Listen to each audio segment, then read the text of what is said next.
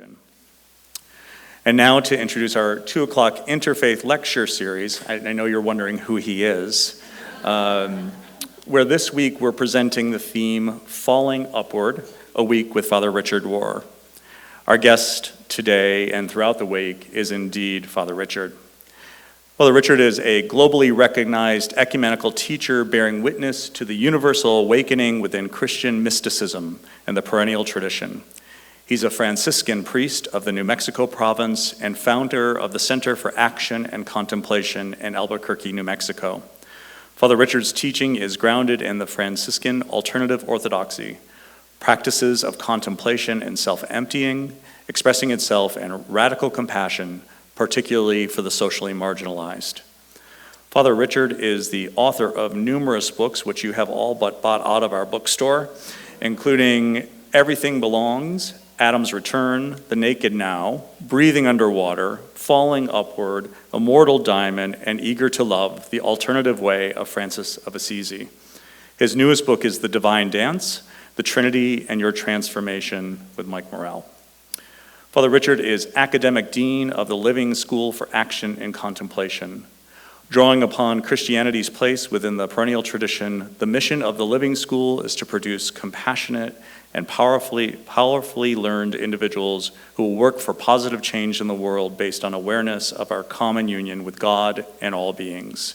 You can learn more about Father Richard's daily meditations and sign up to the free emails. You can also follow him at Richard Rohr OFM on Twitter. Never to lose an opportunity to plug my own Franciscan University. I'd also, thank you, there's a Bonaventure person here, thank you. I'd also like to personally note what an honor it is to be joined by Father Richard all week, but particularly today, which is the Feast of St. Bonaventure. What a perfect way to begin a week with one of our most celebrated Franciscan voices. Father Richard, we're so grateful to have you have a seat at this table all afternoon and this week. The title of Father Richard's lecture today is The First Half of Life. You'll be pleased to know that Father Richard will be doing book signings tomorrow at the Hall of Mission after his lecture and on Thursday at 12:15 at the Author's Alcove. We're grateful to the Eileen and Warren Martin Lectureship for Merging Studies in Bible and Theology Endowment for sponsoring the interfaith lectures throughout this week. And just to prove that there's literally no seat left in this space, I don't have a seat up here, so I need to depart, but I would hate to do so before you join me in giving a very warm welcome to Father Richard Rohr.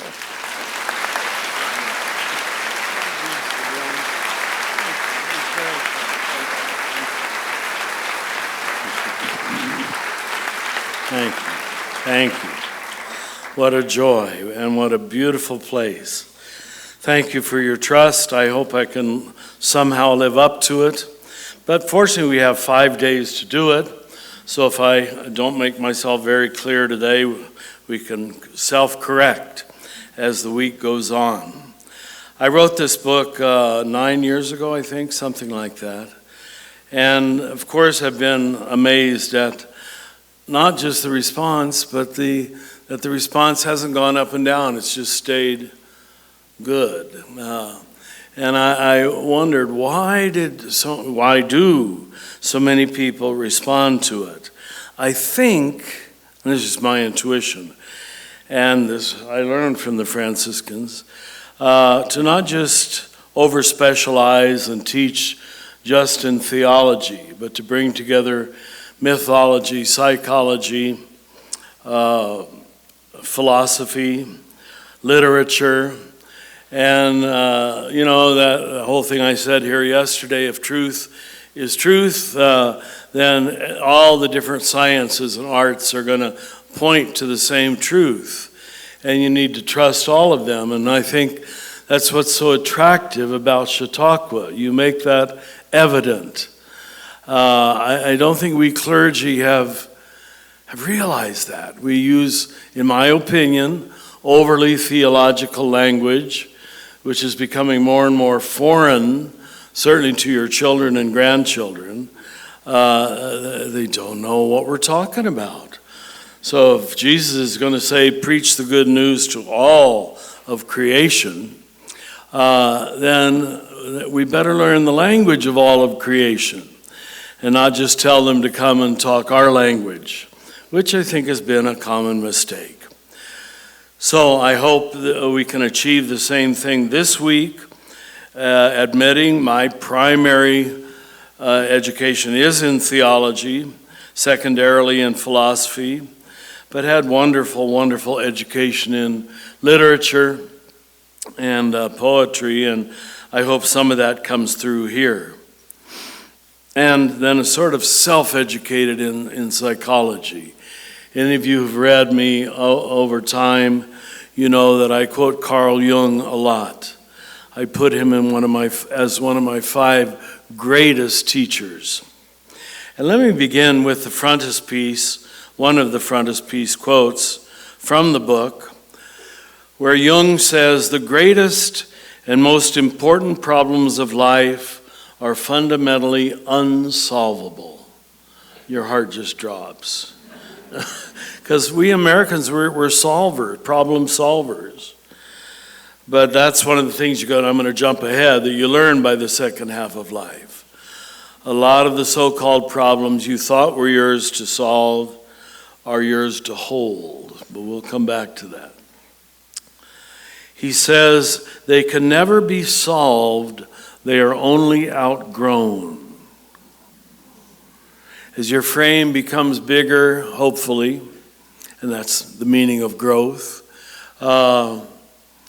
then the problem takes on a very different perspective. Sometimes, and almost, why did I ever worry about that perspective? And then from, certainly if not my favorite mystic, one of my favorite, Lady Julian of Norwich, and she has a line, first there is the fall. Then there is the recovery from the fall. And both are the mercy of God. Why didn't someone tell me that? No one told me that the fall was the mercy of God too. It's programs like the 12-step program that gave people the courage to think that way. I was taught as a pre-Vatican II Catholic to avoid mistake, to avoid sin. But it broadened from that and became avoiding of all humiliation, failure, defeat. And that was the material and the substance of our transformation. But we made, in my opinion, Catholic and Protestant, made the gospel largely into a set of magical heavenly transactions, not transformations. And if the stories of the New Testament are not transformational, I'm going to say it, what good are they? Jesus came to make us aware, teach us how to love, teach us how a new form of consciousness that I call non-dual or contemplative consciousness. But we just made the gospel largely a set of things to believe. It became more a matter of willpower, really. Willpower can't get you there. It can't. It represses most of your feeling world, most of your spiritual intelligence. And the power of spiritual story is that it, which is just about all Jesus did, was tell stories. He was not a left brain philosopher. He was a right brain parable teller. And in that he copied the patterns of most of the Mediterranean world.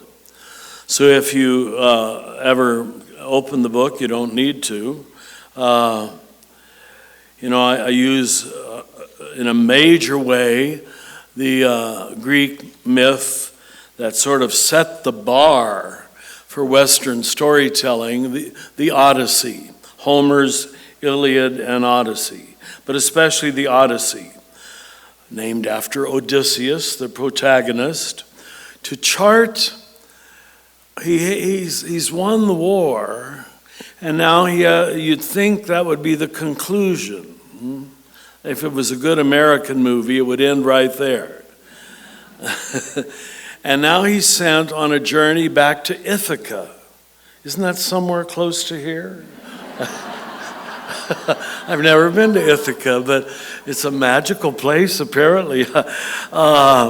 Ithaca becomes the image of Never Never Land, where he has to get back to. And he falls all the way back to Ithaca. That's why we use the word Odyssey. That it's never like the Jewish people in the desert of Arabia. It's never in any spiritual literature a straight line. And it's certainly not the Western philosophy of progress, a straight line forward. Take my word for that. There's nobody believes that except comfortable Americans, that that's the way you come to enlightenment. By avoiding all darkness, by avoiding all failure, by avoiding all mistakes, doing it right, and never apologizing for anything. So we'll come back maybe even in a little bit, but let me now jump to the psychological. And this will make sense to some of you, maybe less to others.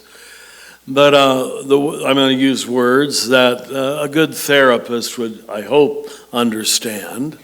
They tell us that to grow up healthily and happily, you have to have a sufficient ego structure. You have to have an identity. You have to have a boundaried sense of self. You have to know who you are and know who you aren't. Now, if you stay right there in the first half of life, just defining who you are against who you aren't, you have the politics we have today. Defining precisely why the other group is wrong. So these ancients were not as stupid as they thought. They'll define identity and boundary, but not oppositional boundary, not oppositional identity. And that we call growing up. I'm going to throw another little paradigm. You know, anything I say I learned from somewhere along the line. It's really not original to me. If it's wisdom, it's common domain. And I always tell people when they write me, can we quote your book? I said, of course you can. It's not mine. It's nobody in particular's ownership. It's the collective unconscious. Another hero of mine, along with Carl Jung, is a man still alive living in Boulder, Colorado, Ken Wilber. And Ken says, now hold on to all of these, they're going to lay on top of one another. He says there are four major stages to the spiritual life, which I totally agree with. Fits my experience. First is cleaning up.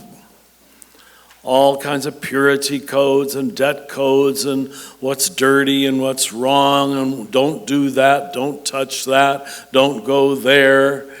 I must admit a large percentage of people never get beyond stage one, purity codes. Even Jesus, if you're a follower of Jesus, he paid little, if no, attention to purity codes. Because that's the work of the ego, wanting to be holier than thou. To think of myself as higher up and elite and virginal, if you will, in any sense, not just sexual. The second stage is growing up. And I would presume that people who come to Chautauqua are grower-uppers, that you're certainly in the second stage. You're interested in literature and reading and knowledge and the arts and sciences. That's the kind of education the Franciscans gave me. For many years, it was wonderful. Little did I think how I learned to rely upon it after I was ordained. So growing up is learning about relationships, how they work and how they don't work, and communication, how it works and how it doesn't work, learning about power differentials, how they work and how they don't work. It's brought a great deal of, in my opinion, smarts to our time, but as we well know, a great deal of conflict and confusion, because we all don't agree on the power differentials, the communication styles, or whatever else it might be. So a lot of Christians in particular have a phrase, it's been thrown at me more than once, that's just psychology. Let's get back to my basic principle. If it's true everywhere. I said it about the Bible yesterday, sola scriptura. It's just Scripture or only Scripture. Be careful of people who talk that way. If they give you only one line of authority by which you can trust reality, if it would be only psychology, yep, you better watch it. If it's only the Bible, yeah, you better watch it. But what a wisdom is when these different sciences and arts validate, confirm, and regulate and challenge one another. And when you see them all are affirming one another, that's what I mean by the perennial tradition. Truths that just keep recurring, religion after religion, century after century. That has to come from the collective unconscious, or we who are Christian would call the Holy Spirit, the indwelling presence that teaches us all the same thing. So nothing truly wise is new. It's going to keep recurring, yes, with different vocabulary, yes, with different emphasis. But growing up is probably, well, the young zealot, and we got a lot of them in Christianity, he stays in cleaning up, all right? If you can get him to growing up, he or she will spend much of middle life. This is dangerous to give numbers, because I know it isn't always true at all. So why do I say it? I don't know. But certainly usually from, let's say from 20 to 50, is by and large growing up. Just learning how life works and how it doesn't work. What is life-giving and what is not helpful. Then the third stage, according to Wilbur, which I totally agree with, is waking up. I would be willing to bet. I've been a priest 49 years, taught in 42 countries. I think it's, and this isn't critical of any individual, it's just culture itself, but I think it's less than 5% of people who wake up. Now let me give you my definition of waking up. Waking up is radically overcoming your sense of separation. The only thing that separates you from God is the thought that you are separate from God. Nothing else. Once you think that way, you'll act that way. And that's why religions at the higher levels taught various forms of meditation, contemplation, because this top 3 inches of our body is the control tower. And it takes control. I mean, try to turn it off. It just keeps whirling around. The Buddhists rightly call it the monkey mind. And whatever it's decided pretty much by the age of 17 is the truth, is the truth. There's a little grid at work, and the only thing that gets in after 17 is what you already think is the truth. That means there is no waking up. Something has to do a whammy on you for you to let go of your explanation of success and failure. Even what is right and what is wrong. This is why at least the Catholic mystics speak so much of darkness. The Protestants, not so much. The necessity of darkness and how to walk through darkness, the wisdom of not knowing. You've heard of that 14th century classic, The Cloud of Unknowing. But most of us weren't trained not to know, and so much so that you don't need to know. God knows. That's what our great mystics say. God knows. I don't know. I don't need to figure it out. Now, that's very hard for East Coast educated people, all right? You were trained, and I was trained too, to know, as if nothing could be higher. That will pretty much keep you in the second stage of endless argumentation about what growing up is. Something has to break the spell. And to know you are not separate, even from yourself, from your neighbor, from your enemy even. So you can see why I say it's less than 5%. Or even from God. I and the Father are one. But remember, we made the life of Jesus into a transaction that he pulled off. And we spent much of our life worshiping Jesus. When you do know he never told us to do that. He only told us to follow him. Following Jesus is very different than worshiping Jesus.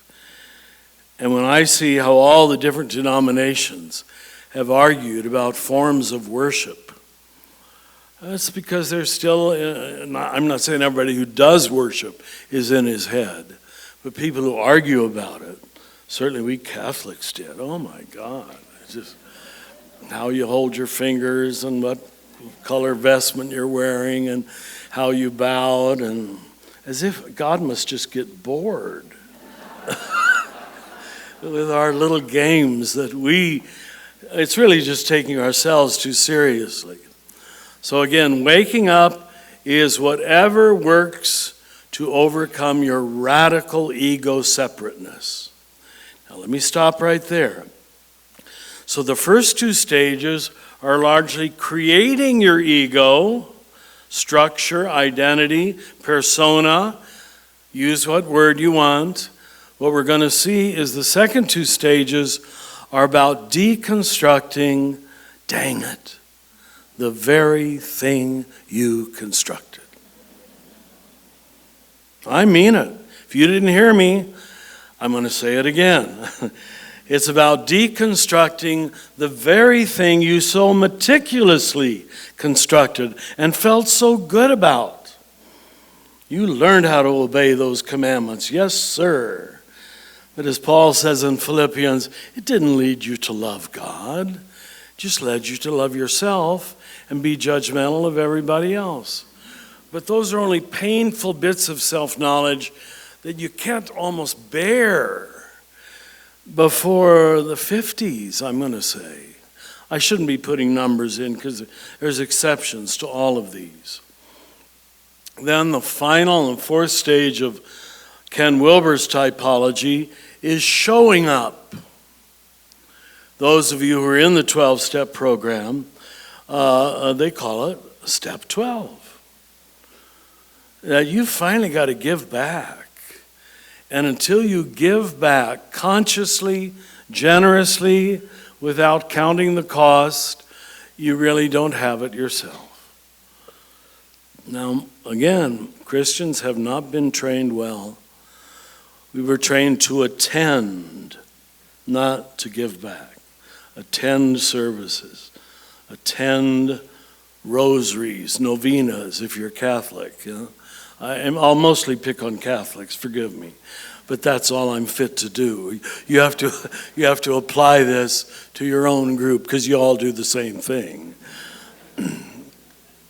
We all turn it into various forms of transaction, so we don't have to transform our consciousness, our heart, our mind, all the things that matter. So do you remember, well, of course you do if you've been raised Christian at least, the wonderful stories about Jesus' calling of his disciples, and at least very clearly in James and John, he gives them immediately two challenges: to leave their father and their nets. Now, these are not bad things. These are not like burning your playboys and leaving your mistress, you know. You'd think that's what Jesus would say if he was like us. No, you gotta do two things that look pretty good. Leave your father Zacchaeus, not Zacchaeus. What kind of priest am I? I can't remember his name. The father of Zebedee. I knew it began with Z. Yes, okay. Typical Catholic, we just don't know Scripture, you know. I know you are all thinking that, so Zebedee, see, you knew it. So poor old Zebedee, I guess, gets abandoned by his two boys, but then their occupation. What do you think this is saying? The two things that most keep you back from what I call in falling upward the further journey is you've spent so much time investing in the first journey, you're not about to let go of it.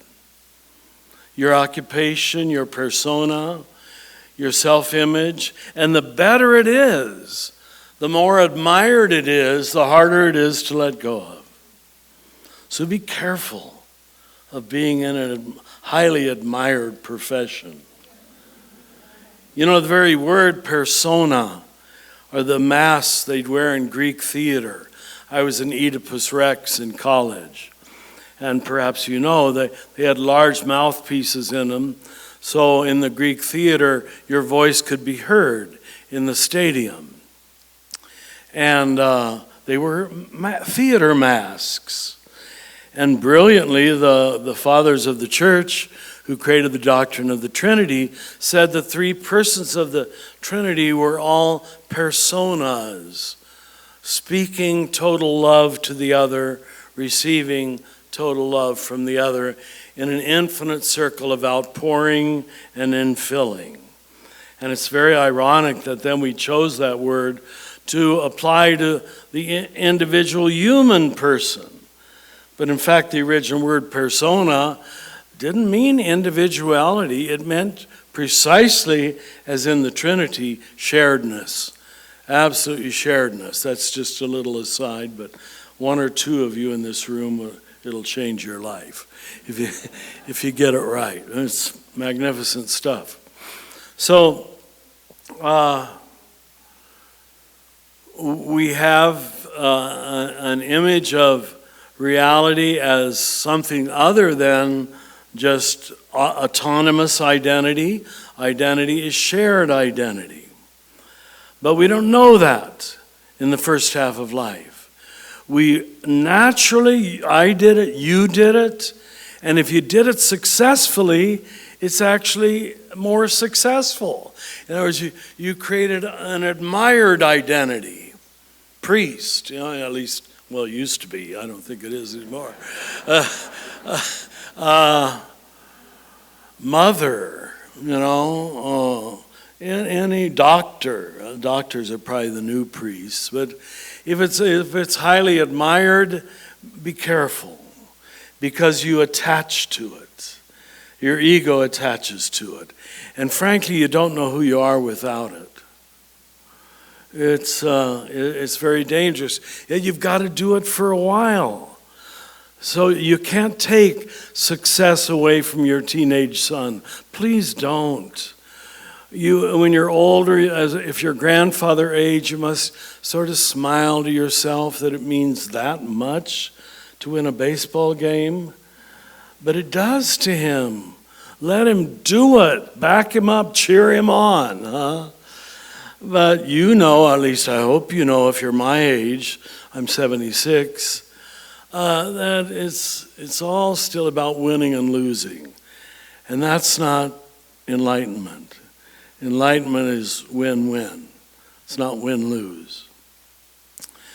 So But you keep investing in that, getting your education, clarifying your gender. People in most of history didn't have to do that, I guess, or they just lived miserable lives. Most of them must have.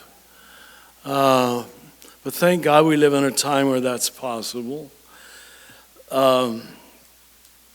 Learning how to make money and pay your bills, having enough impulse control to say no to yourself. So frankly, cultures that were taught impulse control, like the Germans and the English, they tended to succeed much more. They just did. Because they were taught by their fathers how to stifle it. Isn't that what Archie Bunker said? Yeah. Stifle it doesn't create happy people. Poor Edith Bunker. But it does create more successful people. We got to admit it. Because they know how to stifle it all the way through high school and college to succeed. To repress the principle of fun for the principle of passing tests, I was able to pull that off. Doesn't make you happy finally at all, but it puts you up there in the social hierarchy of admired professions. And that's produced Western civilization. Who is there to argue against it? But it's also made us, and I think I say this strongly in the first half of the book, a first half of life culture, where it's all about succeeding, winning, and that win-lose game that the only way I can win is someone else has to lose, has to, so I can feel the triumph of winning. The first time I was on Oprah, I don't know if you noticed this, well, you didn't need to watch it, but she's a 3 on the Enneagram, real success-oriented. And I should never have said this. I said, you don't learn anything important after 30 except through failure. I don't know if you noticed, but Oprah sort of pulled back. Well, I have to think about that, she said. I said, it feels good. Who of us doesn't love a success? I mean, that's true. But you don't learn anything. Everything you learn, I admit 30 is an arbitrary date. After the age of 30 is through doing it wrong. Now, I believe as a Christian, that's the gospel. That we come to God not by doing it right, but by doing it wrong. I learned that from my father, St. Francis, and from a little French nun called Thérèse of Lisieux. But they were never in the front pantheon of Catholic saints. Well, no, maybe they were. But I don't know that we really got their message. They tried to go down, not up. They tried to come to God by failure, not by succeeding. At any rate, Oprah invited me back, so I guess she agreed with it. But success was described or defined in a very superficial way, usually in a material way, in a way that aggrandized the private ego, the separate self, built a silo around the separate self. I'm good, I'm smart, I'm holy, I'm holier than thou. So much so that the gospel itself became the gospel of being right. And you all certainly know, I hope, Jesus did not say, thou shalt be right. Open your Bible, check it out. Where did he ever tell us to be right? Or where did he ever tell us to be certain? Thou shalt be certain. In fact, the exact opposite. He praised faith, which is the balancing of knowing with not knowing and not needing to know. This is very different than journeys of certitude and journeys of being right. when you can be happy even being wrong. That's when you're free. Because then, frankly, you can be honest. Because you all know we're wrong much of the time, in our thoughts at least. And now when we can admit that, you can live closer to the earth, humus and human and humble. All three words come from the same root. But at any rate, first half of life, in men's work, we call it building your tower. Then climbing your tower and planting your flag on the top. Why, your country's the best, your religion's the best, your race is the best, your gender is the best. Oh, stop it. Just stop it. It's so stupid. Well, can't we see this is just ego playing childish games to position itself above everybody else? And it's never true anyway. It places us in prisons. I don't know what else to call them. Prisons that do not lead to enlightenment, do not lead to compassion, do not lead to freedom, do not lead to joy. But once you start building your prison, you got to keep solidifying it, hardening the silo around yourself, why your country's the best. I was so prepared to do that, you know. I was born in 1943 during the Second World War in Kansas, of all places. Not known for highly progressive thinking. But right in the center of the good old USA. We all waved our flags, all Republicans. Well, not my family, but most families were. Hardly ever. One year they put a black person on the float to see what a black person looked like, the 4th of July float. We were all very white and content. And this was our world. This was our world. And then I belong to the one holy Catholic Apostolic Church. I hope you Protestants heard about that, huh?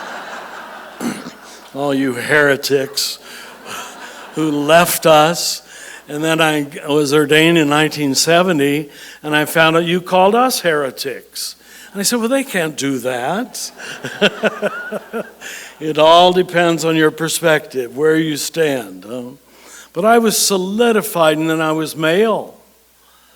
You know, besides, I mean, it was just assumed girls were in second place in the 1950s when I was growing up. So it was very comfortable for my ego.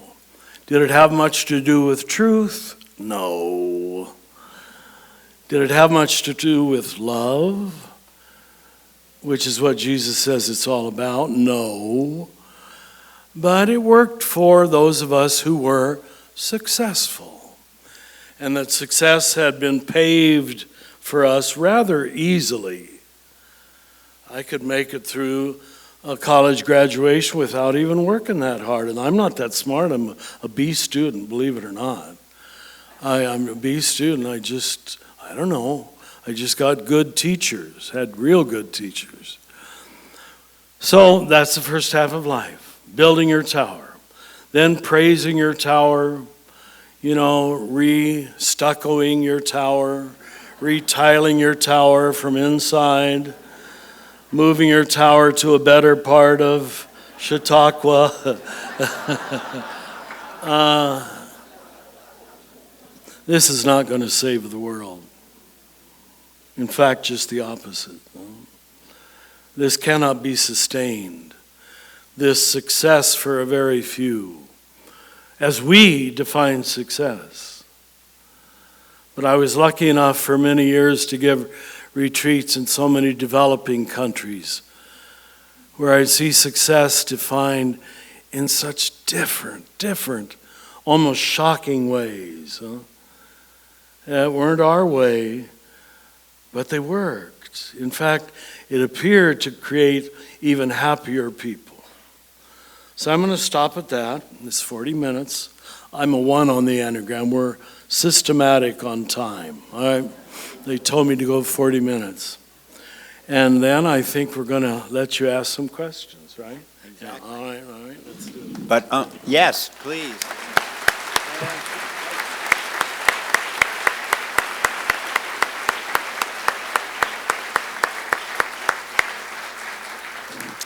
For those of you newly to Chautauqua, this is our standard speech at this point, is to remind you that this is a question and answer time, not a speech and question time.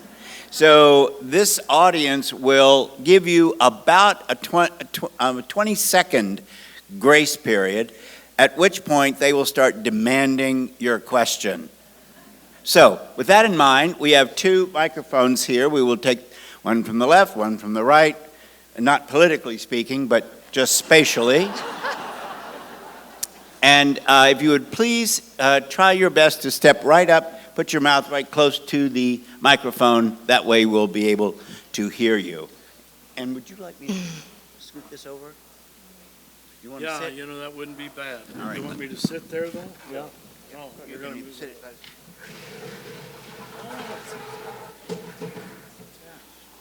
Isn't that nice? Okay. All right. Okay. I wanted to tell you, first of all, that I came to know about you because I read your book about Enneagram first. Oh, the Enneagram, yeah. And then I've studied with Suzanne Stabile, who you taught. And I wanted to ask you if you'd be willing to comment generally about what the study of Enneagram or any knowledge of personality type has to do with spiritual transformation Good. into God, into the mystery of God. Even the Spanish mystic Teresa of Avila says that the first room in the interior castle is self-knowledge. If you don't have the ability, let's use Jungian language, to name your own shadow, to recognize your own dark spots, your own blind spots, you won't go very far in the spiritual life. You'll call your virtues sin and your sins virtue. So I learned it from Jesuits in 1973, and that's why my book came out so early, is I learned it in that first or second circle from them. And there's not many spiritual directors who don't use it anymore, because it's just a beeline to the shadow self. And here's the Enneagram in two sentences. Your gift is your sin, if you'll allow me to use the word sin, and sin is your gift. They're two sides of one coin, and you can't have one without the other. Dang it. Yeah. Thank you. You're I want welcome. you to know, though, that when I finished the chapter on ones, and I didn't know anything about the Enneagram, I knew I was one, and Poor confirmed thing. that. So we're related. Thank you. Over here. So I was really not taken aback, but surprised when you said to cheer on that teenager who's passionate in playing sports.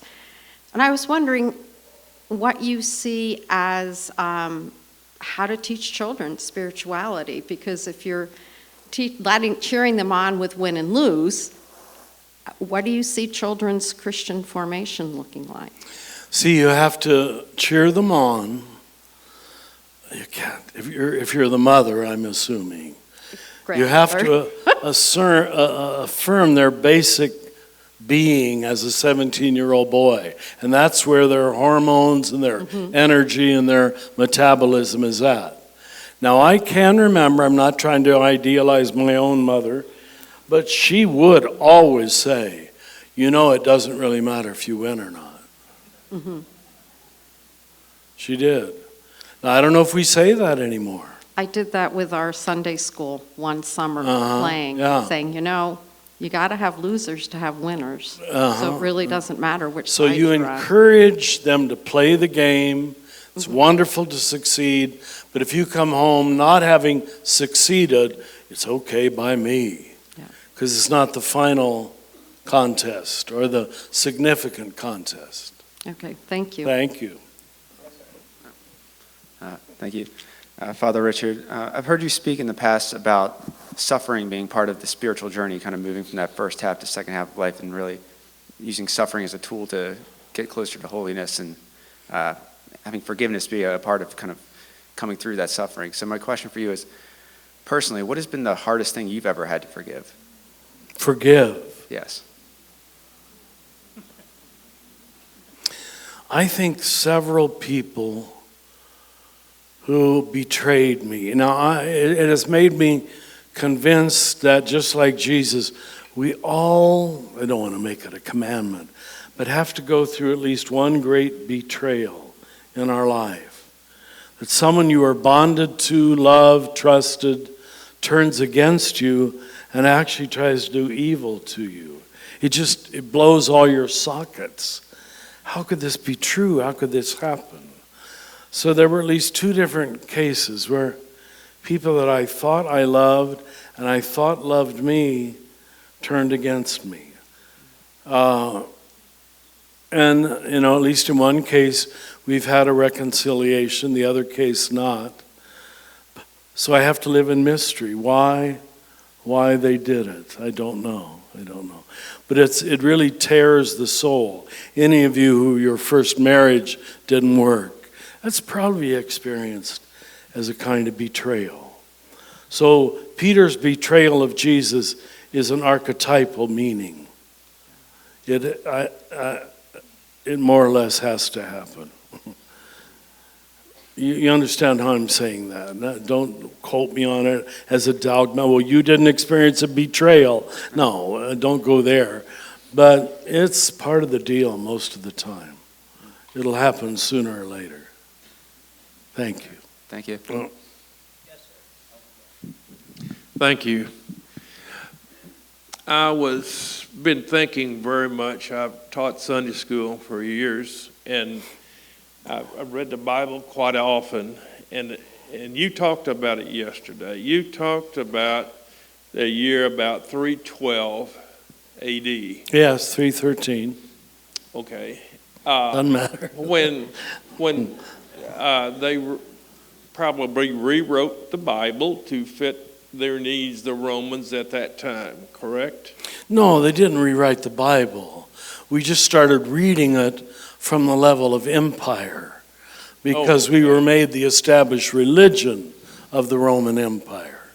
Well, what I say by rewrite is when I read John and I go through it, and I get disturbed because John was a loving Christ. He was the loved one of Christ. Yes. And they talked about it.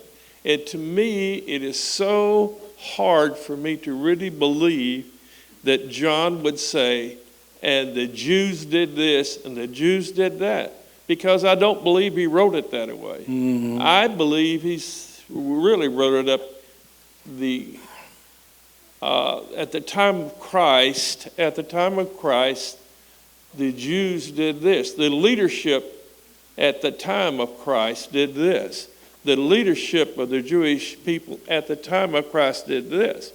Not the Jews did this, because they were loved. They loved him. Well, they were all Jews. That's the thing. I know. The irony. I do that. So I just feel that we have to someday take that part of the Bible and change it, because I just don't believe it's true. Do you believe it's true? I appreciate your motivation, and I realize why you're saying it. But it affirms, I don't know, we'll get a time to talk about this in the course of the week, what we call the scapegoat mechanism.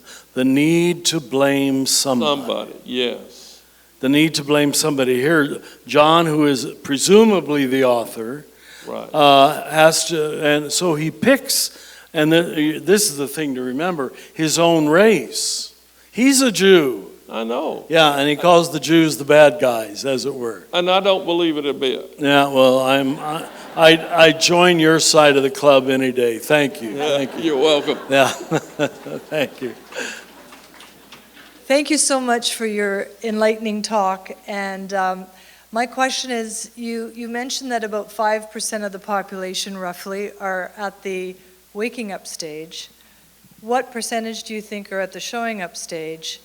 And how do we really get there? I mean, why are so few people showing up? What does that look like, and what does that mean? I would say the showing up stage is higher than the waking up.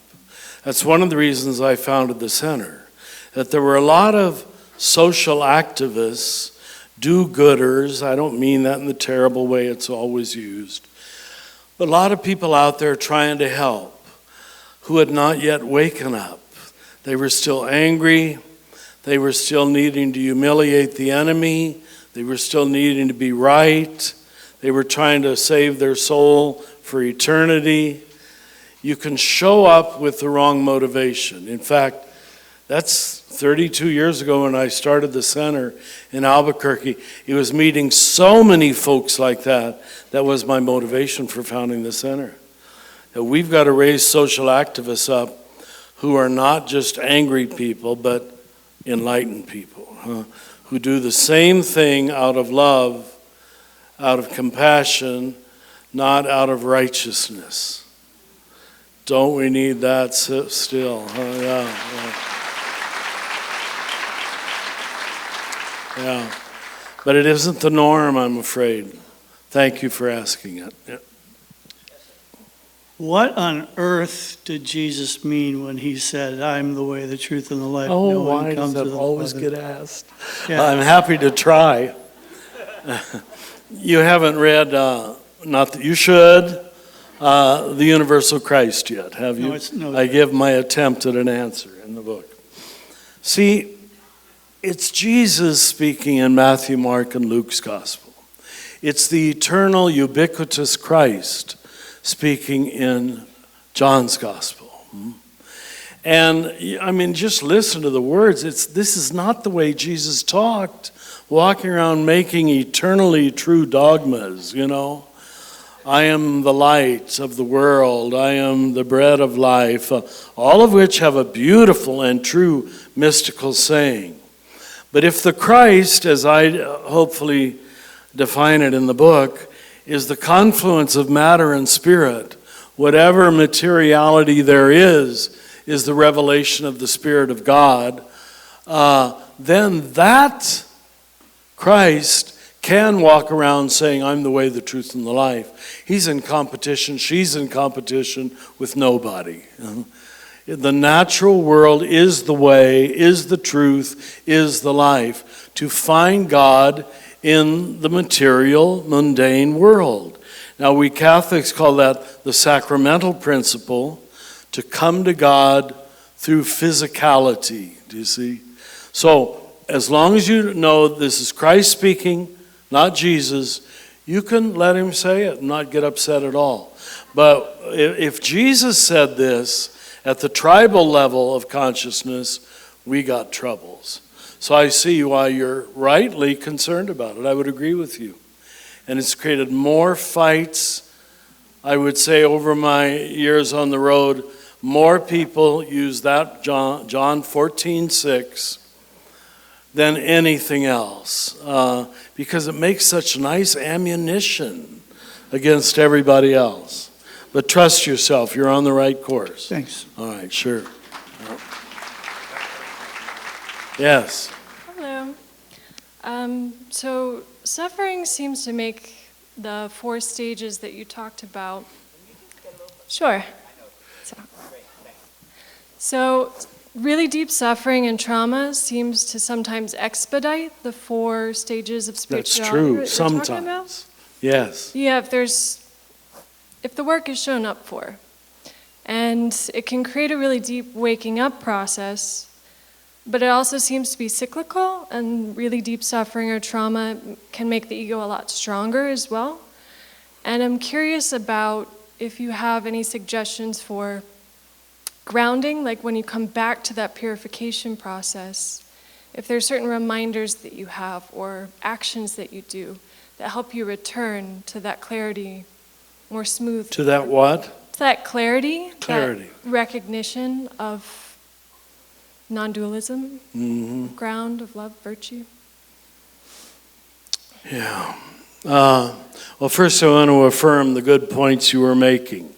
That, You know, PTSD, I worked with a whole group of people years ago in that world. And it can, as you rightly said, accelerate the whole process.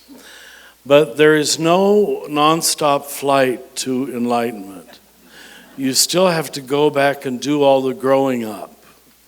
That's been the danger with so many evangelicals and born-agains. They think their one night of ecstasy with Jesus is it.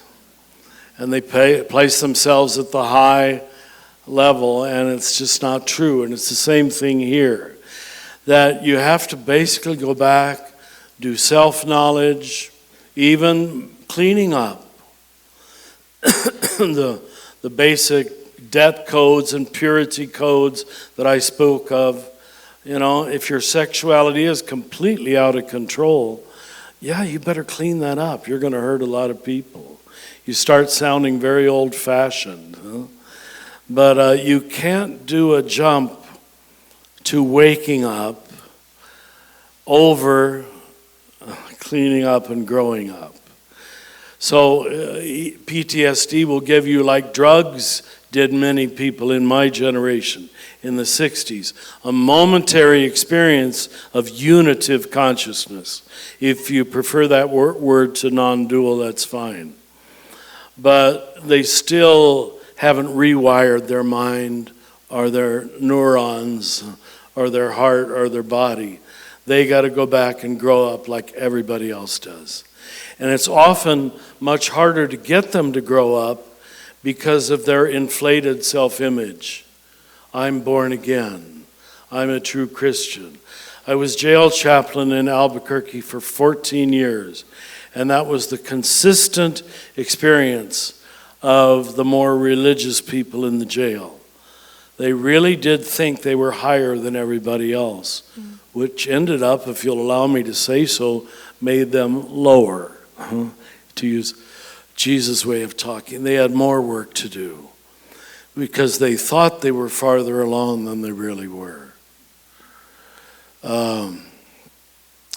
So, you know, I don't want to get into the stuff on the true self, false self, but let me give you this piece, that the easiest indication that you're operating out of your false self and not your true self is how often do you take offense? Paul says it in Corinthians, love takes no offense. A true saint, you can't humiliate them. You can't. They know who they are and who they aren't, and whatever you think is fine, doesn't matter, because they know who they are. So you just watch for how often you're offended. She didn't show respect to me. Well, where was it written that you had to be showed so much respect? Do you understand? It's all false self stuff, as is gender. I hope we can get into that as the week goes on. Gender is a character of the false self, not the true self. The true self is genderless. And that's what Jesus means when he says, in heaven there will be no marriage or giving in marriage. We're beyond this dualistic male-female, one or the other, and the arguments that creates. But that's high-level consciousness. I hope that helps. It's only a partial answer, I'm sure. Thank you. We need a swivel stool here. Yeah. Well, First world problem. Well, I'm wondering if you can help me understand why someone like Mother Teresa, who did such good works and wrote such beautiful... What's his name? Mother Teresa. Mother Teresa. East Coast accent, huh? Oh, no, it's please. Boston. I thought so. What is she saying? Okay, I got it now. I can adjust. Yeah. She did all those good works and wrote such beautiful things, but yet she never felt the presence of God for so many years. I don't know if you have an explanation for that. I do. Okay. Forgive me for pretending like I haven't answered everything, but she was just like her patron, Teresa of Avila, all right? Teresa went for 18 years, she writes in her autobiography, without one moment of spiritual consolation. Now, that doesn't mean they're depressed. That doesn't mean they're in total darkness. But the language usually used by the saints and mystics was God withdraws his face, her face, in the later years. I haven't had strong, I'm not trying to place myself with them, but for about 3 years now. Just I don't go up, I don't go down. I had a lot of ups when I was a young man. You know, I was assured of God's presence. I don't have that anymore. It's to be predicted at the end that you remember in the darkness what you once experienced in the light, and you choose to live by faith. So yeah, it was. Are you a Boston Catholic? Yes, I am. Yeah, you should know that. The Irish usually knew that. Yeah. I mean, the whole And teaching. I'm Irish too. I can see it in your eyes. They knew it. I don't know how they knew it, but well, I had Irish nuns teach me, so they understood the necessity not of suffering but of darkness to refine your notion of faith and love and hope. But I'm glad you asked the question. Yeah. Okay, thank you. Thank you. Sure. Yes. Father, I love your morning meditations. Do you? Well, thank you. I think they're getting too heavy, but thank you.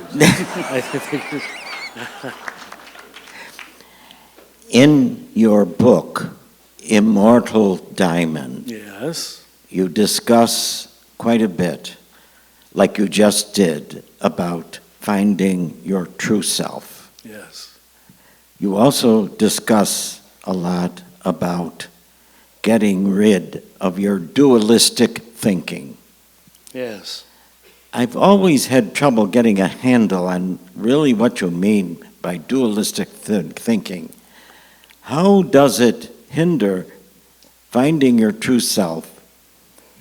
And will this impede anyone from finding his or her true self in his or her first half of life? That was very well asked. Now, I mean that. Now, how much time do we still have? 12 minutes. All right, let me do the best I can, because you asked it very well. All right. It's not surprising that for most of you as Westerners, the language of non-dual thinking is new to you. When I first wrote about it extensively in the book The Naked Now, I expected to get a lot of hate letters on it. And it's the one book I haven't gotten any on. Because I think when people read it, and I try to lead them into it, short chapter by short chapter, people would say, you know, this is just obviously true. The word we used in Catholic mystical theology was unitive consciousness. We didn't say non-dual. So I knew I was taking a risk in introducing the word non-dual to the Western church. But I felt I had to do it. Maybe I was wrong, but it really clarifies the notion. Now let me describe, it'll take 3 minutes or so to describe the problem. And I checked this out with Dr. Oz, if you want to be impressed, all right? And he said, yes, the brain is a binary system. It knows something initially. When you're a little 2-year-old, you know something only by opposing it to something else. You know, short in relationship to tall. And that's the beginnings of dualistic thinking. Now, as you grow up, you're supposed to learn there's a whole bunch of variations between tall and short, or gradations, I guess we might say. So let's just say it this way. If you never move beyond that, the normal ways of moving you beyond that, listen closely, are great love and great suffering. And those have been available to human beings since the beginning of time, where you develop a subtlety of perception that it isn't, as we say, black and white thinking. It isn't all or nothing thinking. as the alcoholics often say. So, when a new event, a new person, a new situation, a new idea comes toward you, that part of the new idea, person, situation that you've already experienced, that you already agree with, that does not threaten your class or your race or your religion, you know what you do? You call it true. That part of this new person, event, idea, or situation that does threaten your class, your religion, whatever you are, you call it false, right? And within a nanosecond, you choose one side. Look at our politics. It's totally dualistic thinking. Totally. And all that tells me is that the Christian churches, or all the religions, have not been doing their work. They have not been doing their work. Because the higher levels of religion were to teach you the mystical mind, where you held the contraries, where you could live with a certain degree of paradox. You didn't need to be certain. You didn't need to resolve it by what we used to call a rash judgment. Remember? We don't need any rushing to closure, rushing to why I'm totally right.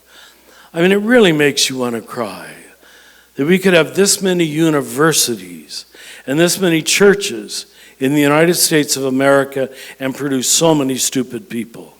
Because there's no spiritual knowledge. And you know I'm critiquing the left as much as the right. In spiral dynamics, we call the left mean greens, you know.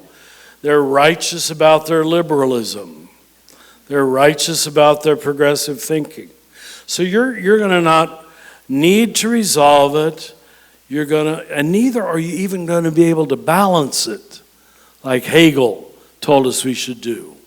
You're just going to hold it. Hold it. Suffer it. Allow it.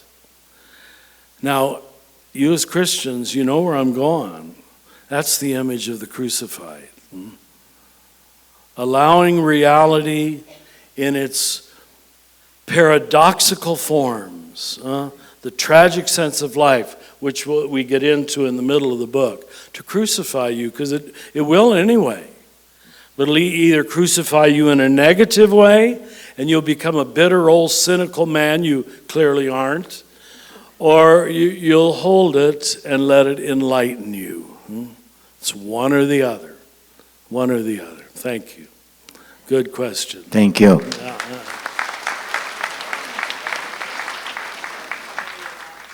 Last one. You may believe that you've already answered this question, but I was standing in line a long time, and I have this ego that I think I can ask it better than the others. So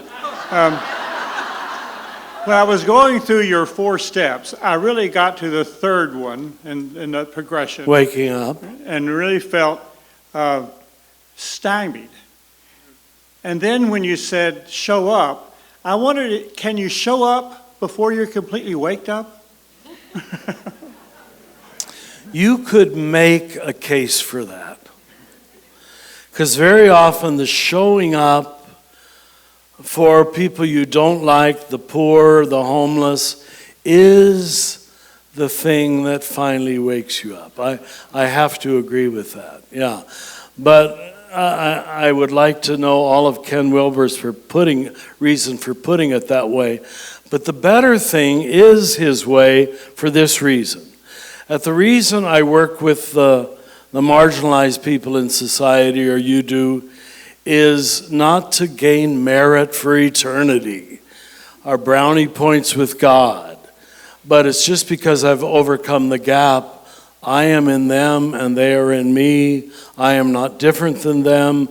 They are not different than me. It purifies your motivation for showing up. Does that make sense? Yes, it does. Yeah, Thank you. yeah, thank you. Okay.